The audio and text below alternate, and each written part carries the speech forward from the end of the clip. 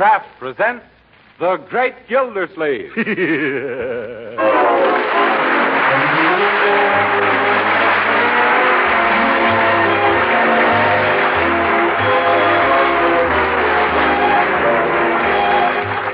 Each week at this time, Kraft presents from Hollywood, California, Harold Peary as The Great Gildersleeve, written by Leonard L. Levinson.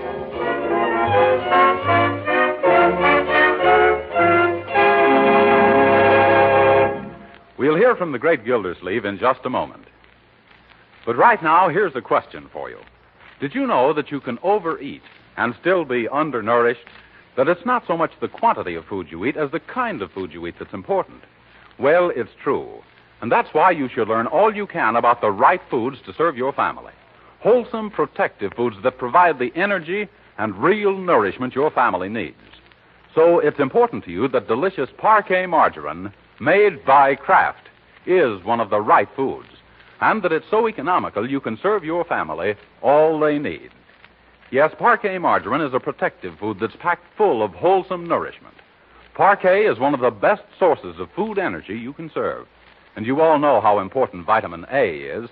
It's truly a protective vitamin. Well, Parquet margarine is rich in vitamin A. There are 9,000 units in every pound. And don't forget, Parquet is the margarine with the delicious flavor, whether you use it at the table, for baking, or for pan frying. So ask your dealer for delicious, economical Parquet margarine, made by Kraft. Just ask for Parquet, P-A-R-K-A-Y.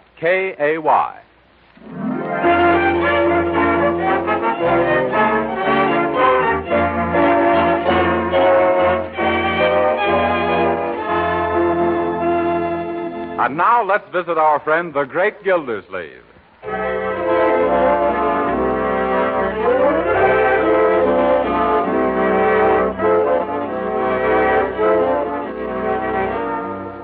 Here we are, Mr. Gildersleeve. Report of estate of Marjorie and Leroy Forrester minors submitted by Throckmorton P. Gildersleeve, Guardian. Well, it looks very neat, Ted.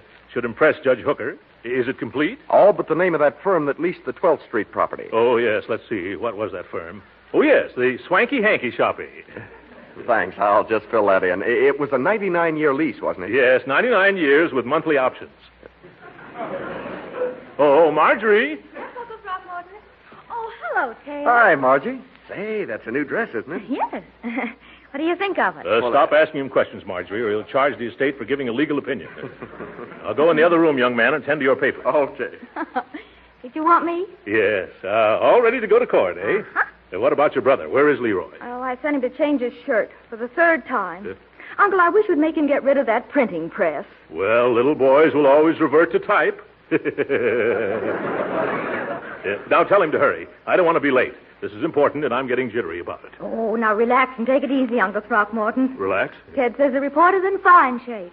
Why, there's nothing to be excited about. Now, is there? No, by George. Come to think of it, I've done wonders. If I do say so myself. In fact, I will say so myself. I've done wonders. I think so. Why, since you arrived in Summerfield a month ago, you've straightened out all of our investments, rented that vacant property, and even put the kitchen on a budget. Why, Judge Hooker should be very pleased. I hope so. I made up my mind to demonstrate to that old... What is it Leroy calls him? Old Leroy? What, Uncle Mort? What was it I told you not to call Judge Hooker? Pickle Puss. That's it. I made up my mind to show that old pickle puss that a competent businessman could administer this estate properly.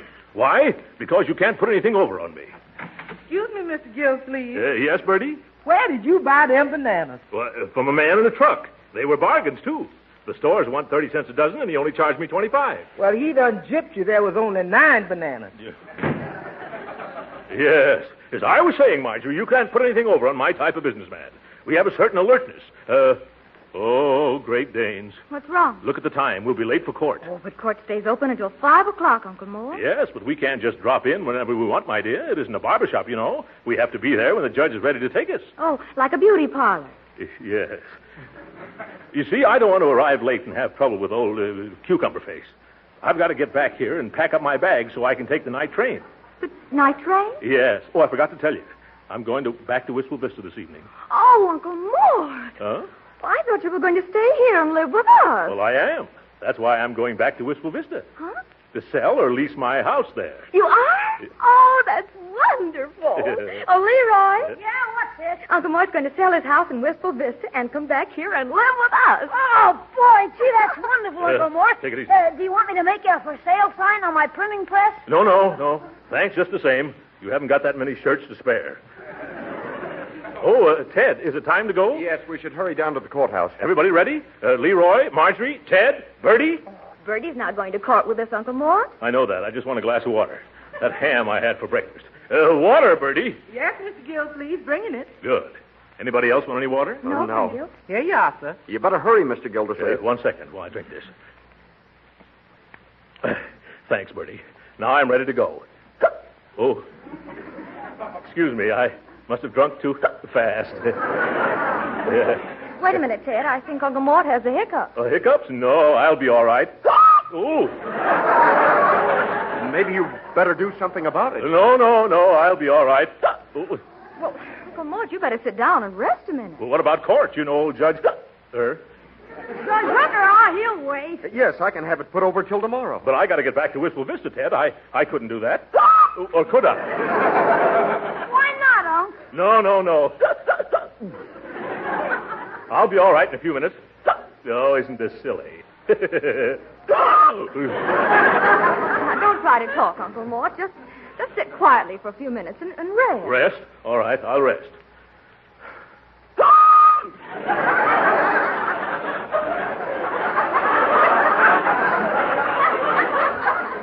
Maybe it'd help if you unbuttoned your vest, Unc. Unbutton my vest? I'll try it. Yes, that seems a little better. Oh! Spoke too soon. Better button it up again. Yeah. Say, I know a sure cure for hiccups. It never fails. It doesn't? Well, what is it? Drink a glass of water. Oh, but Marjorie, my dear, don't you remember? That's how I got him, drinking water. No, but you didn't drink slowly. Slowly. You've got to take 9 swallows of water and not breathe in between. Not breathe.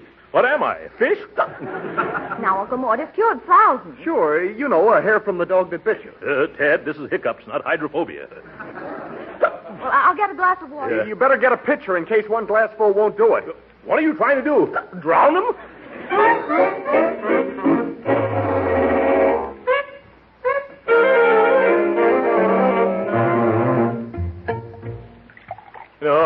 No more water, Marjorie. One more swallow and I'll fly back to Capistrano. Oh, help me out of this rocking chair. I'm getting seasick. Cheer up, Unc. If you can keep on hiccuping for another 2 hours, you'll get your picture in Strangers at Things. You're a bright boy, Leroy. I'll keep quiet. Mr. Gildersleeve, I just remembered something that'll take care of those hiccups. You do, Ted? What is it? But it's simply a matter of breath control. Say, Peter Piper picked a peck of pickled peppers without taking a breath. Oh, Go on, try it, Uncle Mort. Well, all right. Peter Piper picked... No, slower, like this. Like this. Peter Piper picked a peck of pickled peppers. That way. Peter Piper picked... Oh, more water, Bertie. Here we is, Mr. Gildersleeve. Thanks. Well, who's got the next suggestion? Step right up. Don't be bashful. Gildersleeve the guinea pig. That's me. I wouldn't be bringing it up, Mr. Gildersleeve, except I know it'll work positively. Now, if you hold a cold silver knife on the back of your neck, then hiccups will be gone with the wind. Well, all right. I'll try anything once. If you got a cold knife, Bertie. Yes, sir. I brought one right here with me, Mr. Gildersleeve. Unbutton your collar, Uncle. There. Ooh, it sends the shivers up and down my spine. Where'd you get that knife, Bertie? I had it in the refrigerator. You never can tell when a nice cold knife comes in handy. Hey, Uncle Mort. Uncle Mort, I was outside talking to my pal, Piggy Banks, and when he had the hiccups, Say, what's that knife doing in your back? Did they operate on you? Oh, no, Leroy. Bertie suggested cold silver against the back of my neck. Oh, that won't work. It will, too, you Leroy. I've been watching your uncle since he tried it, and he ain't hicked once. By George, come to think of it, I haven't hicked. This is wonderful, Bertie. Thanks very much. Remind me to give you $1. Ted, let's get started for the courthouse. But, Uncle Mort, a cold knife against the back of the neck cures nosebleeds, not hiccups. Why, that's right. Oh, I thought so, too. You mean to say it's not good for hiccups? Oh, jumping jelly beans. Oh, they've come back again. Forget about that $1, Bertie. Say, Uncle Mort, I know a sure cure. It can't miss. No, Leroy. It's my turn this time. I've just remembered a remedy. But that isn't fair. I spoke up first. Say, whose hiccups are these, yours or mine? Okay, go ahead. They're your hiccups. What's your remedy, Uncle Mort? Well, I'll take a cold shower. The shock should stop me. It sounds logical. Well, it won't hurt at any rate. We got to do something so I won't keep speaking out of turn in court. I'll get the car out of the garage. I bet that shower doesn't work, Marge. Now, my idea is to scare Uncle Mort. What for? Well, that's an absolute positive cure for hiccups. How do you know? It cured Piggy Banks when he had something terrible. How'd he get them? Drinking a whole bottle of pop at one gulp. Honest, his family tried everything. Then his kid brother put a string of firecrackers in his pocket and lit the fuse. That did the trick all right, all right. But didn't those firecrackers burn a big hole in his coat pocket? No, Piggy wasn't wearing a coat. Gee, if I could only think of something super to pull on Uncle Mort, I bet I'd scare the hiccups right out of him. Now, you wait a minute, Leroy. Don't you do anything drastic. Oh, me? When did I ever do anything? Say, how's about it if I put ketchup on my head and stagger into his room and fall down on the floor? Leroy Forrester, now don't you dare. Well, all right. Let's see. What else would frighten those darn old hiccups? Ooh. Oh, it's freezing in the shower. Bertie must be using the hot water in the kitchen. Oh, this water is ice cold. Oh. Uncle Mort! Uncle Mort! Yes? Uncle Mort, where are you? The house is on fire! What? The house is on fire! Oh, I've got to get out of here. Oh, where's my clothes? There's no time for clothes. My bathrobe, where'd I put it? Never mind, here's a big towel. All right, come on, Leroy. Which way shall we go? No, Uncle Mort, go back. Why? Because you still got the hiccups. What's that got to do with the house being on fire? It isn't on fire. I was just trying to scare you. Scare me?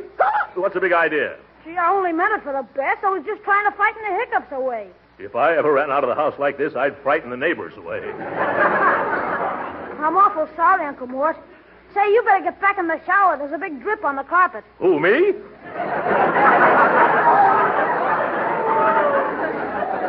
You clear out of here now. As soon as I get dry, we're going down to the court. Hiccups or no hiccups.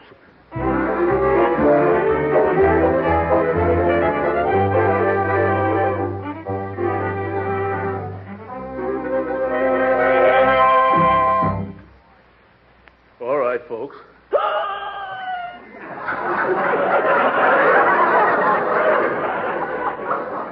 I'm ready to go now.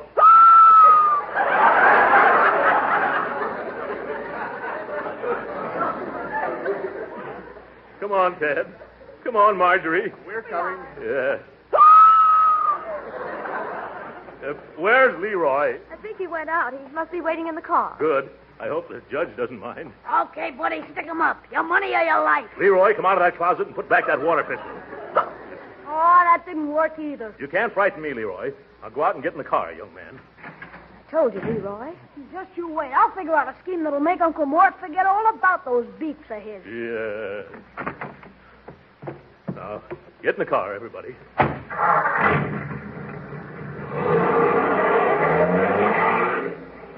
Lovely day, isn't it?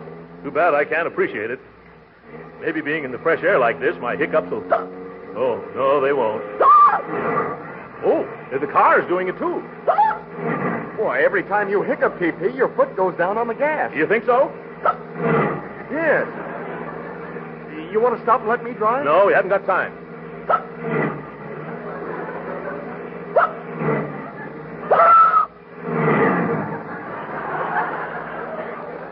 Careful, Uncle Mort. Careful, you just went through a traffic signal. I can't help it. I'm afraid they're getting worse. Oh, lots worse. Yeah, the curve, certainly, officer. Yeah.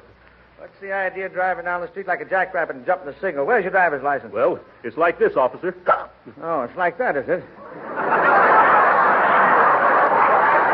Hey, what's going on here? Well, my uncle has a severe attack of hiccups. Yes. Yes, he got it drinking a glass of water. Water, huh? Well, that's original anyway. He's been hiccuping for hours. Show the officer how you've been hiccuping, Uncle. See? Never mind, I've heard him before. Officer, we're in somewhat of a hurry. We're rushing down to the... I get it, to a doctor. Well, come on. What? Oh, of course, that's it. Where's the nearest doctor, officer? Let's not dilly-dally. Gee, you got it bad. Follow me, I'll clear a way for you. Thank you.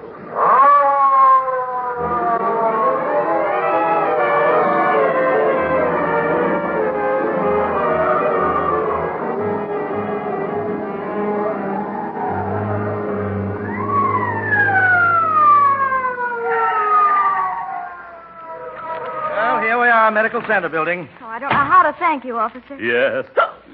That's all right. Same thing happened to my sister's kid 2 months ago. You know how we cured her? Made her eat a quart of ice cream fast. Oh, yes. Well, I'll put that down on my list. Hurry, Uncle Mort. Shall we go with you? No, you 2 children stay here with Ted. Oh. Going up? Yes. Is there a doctor in the building who specializes in hiccups? I mean, a cure for hiccups? Oh, you might try Dr. Simard on 7. Get in, please. Yeah.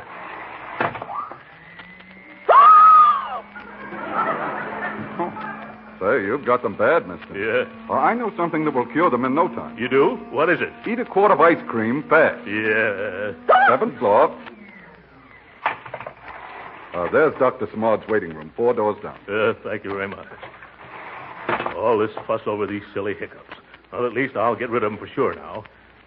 Dr. E.E. Simard, throat, chest, and stomach. That should cover hiccups, I guess. Oh. How do you do? Do you wish to see the doctor? No, I just dropped in to catch up on my last year's reading. Well, you should do something about those hiccups. Now, a quart of ice cream eaten fast. I know, it's a sure cure. But I want some competent medical advice. Is the doctor busy? Not at the moment. Now, if you'll step in here and disrobe. I don't want to disrobe. I want to see the doctor. But if the doctor is going to examine you, He keeps his clothes on, doesn't he? Yes. Well, then I'll keep mine on, too. Where is he? Step in here. Doctor, this gentleman wishes to consult. Tut, Miss Wood. How many times have I told you that patients must disrobe? We've been all through that, Doctor. There's no need for me to do that. You can see what's wrong with me. Open your mouth, please, and unbutton your vest. Yeah. Thank you. You can close your mouth now. Well, it didn't take me long to diagnose this case. No? No, you're suffering from an intermittent, uncontrollable diaphragmatic spasm causing a sudden inhalation which is interrupted by a spasmodic closure of the glottis. I am? Yes. Well, what does that mean, Doctor? You hiccup. I know I hiccup. I can hear myself. How do I get rid of them? Now, don't get excited. I have a painless and infallible cure. Oh, you have? What is it? Eat a quart of ice cream fast. That'll be $5, please. Oh!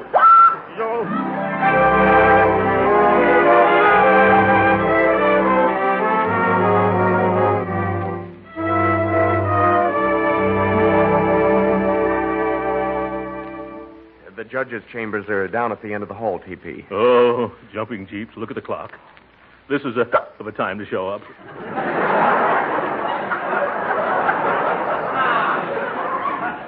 Feeling better, Uncle Mort? No. I've eaten so much ice cream, I sound like a good humor man. Now, take it easy, Uncle Mort. You take it easy, young man. Don't say anything to the judge. Here we are. Ted, did you send the financial report down this morning? Shh, keep quiet. Now, don't worry. That report went down early. Should make a wonderful impression. Well, come on, let's go. Yeah, might as well face old Pickle Puss. Careful, Leroy. Anything you say will be used against me. Come in. Hello, Judge Hooker. At last. I was ready to go home. What you hiccuping for, Gildersleeve? For about 4 hours now. Uncle Mort's been suffering all day long, Judge. Yeah, maybe if you could frighten him, Quiet, Judge. Leroy, quiet. Yes, Judge. I'd have been here sooner except for that. Well, I'm glad you sent down your report, Mr. Gildersleeve. Gave me time to study it. I'm pleased with what I found. Gee, that's swell, Judge. I thought you could do a good job for these children. You did? Well, thank you, Judge Hooker. In that case, we can leave. Come on, Leroy. Come on, Marjorie. Come on, Ted. What's your rush, Gildersleave? Take it easy. Oh. You're nothing but a bundle of nerves. Yes. Oh, I never knew nerves came in such large bundles. That's very good. I wonder if it'd be all right if I was absent from my duties for a while, Judge. I have some business to wind up in Wistful Vista. Sure. Go right ahead. Take all the time you want. Oh? Only be back next week. Oh. Yes, I see. Well, thanks, Judge. Excuse it, please. Oh, poor Uncle Mort. You can't travel in that condition. I bet Mr. Fowler at the drugstore would have something to relieve you. Let's us two go see him, Marge. And if he can't help, I know a couple of other guys that can. All right. If you'll excuse us, we'll run along. Certainly. Goodbye, then. Goodbye. You drive Uncle Mort home. Sure. Hey, Leroy. Well, Ted, let's get started. Oh, I can't stop that. Hey, those hiccups must be annoying. They are, indeed they are. By the way, I know a sure cure for hiccups. What, you too? Oh, this one never fails. All you need is a brown paper bag. A brown paper bag? Well, that takes the prize. Shall I go out and get one, Judge? No, here's the bag. Wait a minute. Wait till I dump the apples out. Apples? I teach a class at law school, and the boys always bring me apples. Now, let's try this remedy. Oh, no, don't bother, Judge. I think they're stopping now. Now, let's make sure. All you have to do is to breathe in and out of this bag. Understand? I understand what to do, but I don't understand why. Well, you will. Just put your face in the bag. Fine. You look better already. Now go ahead and breathe. Oh. The principle is this. Normally, you exhale carbon dioxide and inhale oxygen. I see. But this way, you inhale the carbon dioxide you've already exhaled. I see. Is that clear? No. Well, if you stop inhaling oxygen, you'll stop hiccuping. It's really very simple. So are you. You ought to be all right by now. How are you feeling? Worse. Oh, my, and I almost had him licked. Strange. It's never failed before. Let me see. There's a hole in the bag. Oh, take me home, Ted. I'm going right to bed. Oh, stop that.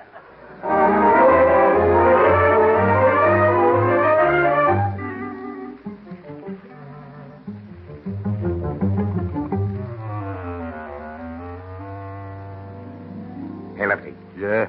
Here's a pillowcase. The vault is silver in here. Okay. Now, when we go out, if anyone asks who we are, we're the laundryman. I got you, Red. Shall we take this silver cup, too? Let me see. Awarded to Throckmorton P. Gildersleeve, first place potato race annual picnic, Gildersleeve Girdleworks. Hey, I guess he was the whole works, huh? What do you say? No. It's more trouble than it's worth. Oh, yeah. Yes. You're too easily traced, huh? Hey, you sure there's no dough laying around? No. I looked every place, even behind the wallpaper. You think we should take any more clothes, Lefty? No. I'm wearing 3 of this guy's suits already, one on top of the other. I'd hate to have to run from some copper this way. Yeah, it's too bad we didn't snag any dough. Well, let's get going. Okay, you take it easy. Say, look. Get away from that window. Hey, there's a big fat guy coming up the walk. Quick, out the back way. Wait a minute. Is he alone? Yeah, let's get out of here. No, wait. I bet he's got a fat bankroll in his pocket. Let's hide behind these curtains. But where? Make it snappy. But where? Darling, you and I know the reason. Okay, buddy, stick him up. Now, Leroy. What do you mean, Leroy? Get him up. Oh, I see. You must be a friend of Leroy's. Yeah, he put you up to this, eh? What'll that boy think of next? I says for you to get them hands up and keep quiet, too. I'm sorry, mister, but it didn't work. I still got him. You see? Hey, Red. Oh, you brought a friend, eh? Hey, what's the matter with this guy? I thought you knew. I've got the hiccups. You see? Look. This is a gun in my hand. Yep. And I've got a good notion to let you have it. No, thanks. I wouldn't know what to do with it if you did. Hey, Red. Yeah. Should I give it to him? No, I don't want yours either. You're asking for it, mister. I am not. I don't want any guns. I'm afraid of guns. Though sometimes they're loaded. Shall I plug him, Red? Well, I don't think that'd cure me either, mister. Stand out of the way, Red. I'll show this smart aleck. Well, very realistic. Blanks, eh? You missed. He moved.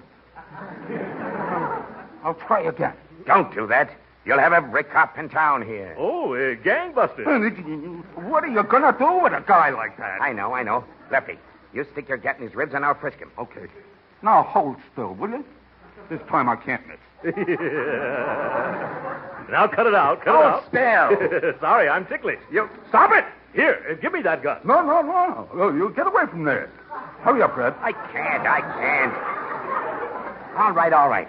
Let's take his pants off. What? Yeah. That way we get his roll and he can't follow us either. Okay. Oh, no, you don't. By George, that's carrying things too far. Fine friends Leroy has taking my... Keep your hands off me, you villain. Here, grab him, Red. Oh, look out for those flowers. I warned you. Now you see what... Oh! That's right, Lefty. Throw him on the floor. Oh, you want to fight, eh? Well, all right. Oh, get off of me before I... Wait a minute, boys. Wait a minute. Stop. Oh, you give in, huh? Yes. You can quit now. My hiccups are all gone. More double talk. Grab his leg, Red. Get away from me, Red. Oh, Leroy should have never done this. That's right, Lefty. Sit on him. What is this? Wearing my new blue serge suit. This is the last straw. I'm at the stand for you. Help me, Red. Get him off. Hold still while I hit him. No. Now, don't move. Now, Now look what you've done. You've clunked your little partner. Hey, Lefty. Speak to me. Yeah, speak to him, Lefty. By George, he's out cold. Give me that gun before you do any more damage. Oh, no, you don't. Ouch, my foot. Oh. The minute I saw those tight shoes, I knew you had corns. Hey, listen. Mister, please. What? Please don't point that gun at me. You're just nuts enough to shoot me. That's a very good idea. A couple of blanks might teach you not to go No, around. don't. Huh? Uncle Mort, what's the big idea of leaving the front door open? Well, at last you're here, young man. Those two friends of yours are nothing but a couple of roughnecks. What friends? Who are these guys? Come, Leroy. Stop pretending. It's all right. My hiccups have disappeared. Come on, Uncle Mort. Oh! Look at this room. What? Who's that man? Sleeping on the floor. That's one of Leroy's friends, and he's not sleeping. Don't try to sneak out, Red. Come back here, Red, and tell Leroy what you did to me. Well, Uncle, I never saw these men before in my life. And what's all our silverware doing in a pillowcase? Uncle Mort, these guys are burglars. They are? What? They weren't fooling? And to think that I... Oh, my. Now I've got the hiccups all over again. Oh.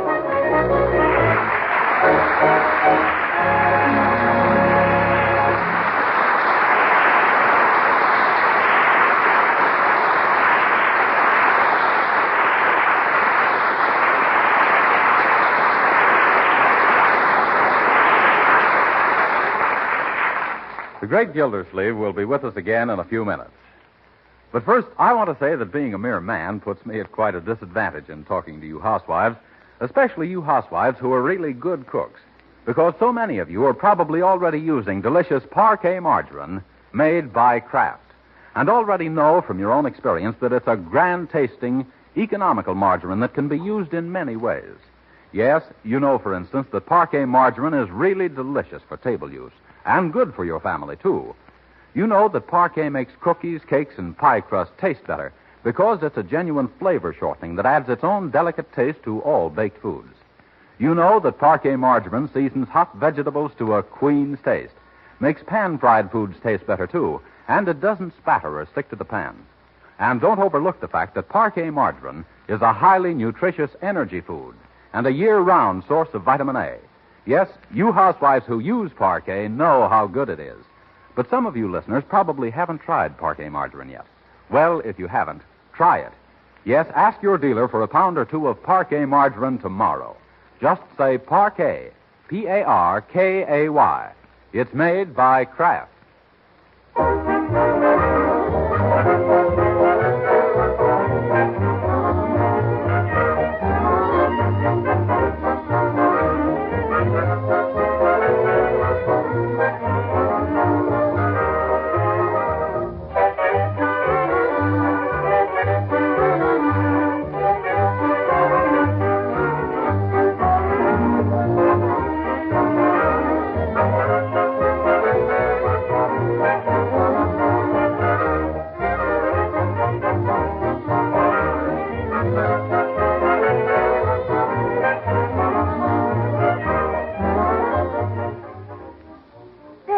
Your bag's all packed, Uncle Mort. Oh, thank you, Marjorie. Say, Unc, how soon will you get back from Wistful Vista? Not until Wednesday. Oh, you'll be gone that long? Yes. I've got to put my house up for sale, and I also want to be on hand to greet my two little chums, Fibber McGee and Molly, when they return from their vacation Tuesday night. Say, maybe Fibber McGee would buy your house. No. From my past experience with Fibber McGee, he wouldn't buy the place, he'd just borrow it. Good night.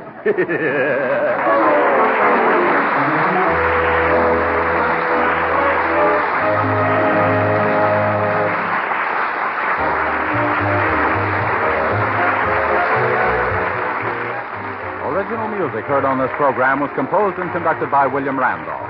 This is Jim Bannon speaking for the Kraft Cheese Company and inviting you to be with us again next week at this same time for the further adventures of the Great Gildersleeve. This is the National Broadcasting Company.